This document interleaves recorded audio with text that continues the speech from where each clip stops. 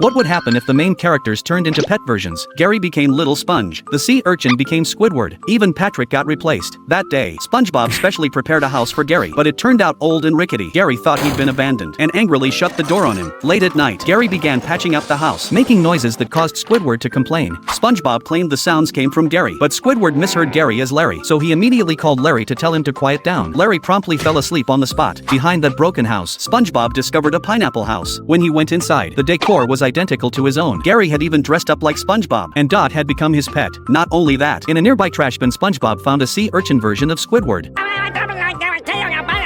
He had the same bad temper as Squidward. Just then, Squidward came over to confront SpongeBob, but he tripped and fell to the ground. It turned out this was Patrick's small rock house. At that moment, the urchin began playing the clarinet, and even Squidward was mesmerized. Patrick walked over to see what was happening. SpongeBob immediately pulled his head over and brought him to see the pets. All three were utterly charmed. After that, the urchin began farming, while Gary and little Patrick messed with him. Squidward, who empathized, looked terribly ill at ease. Before long it was nighttime, and the little duplicates each returned to their homes. The familiar good night was heard.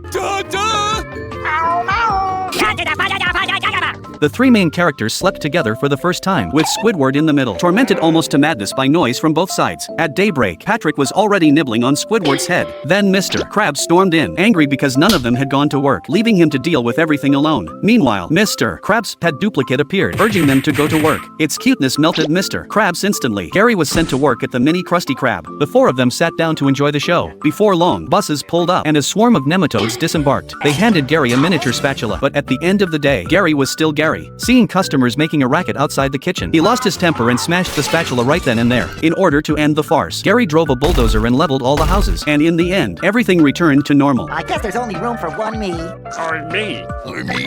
Or us.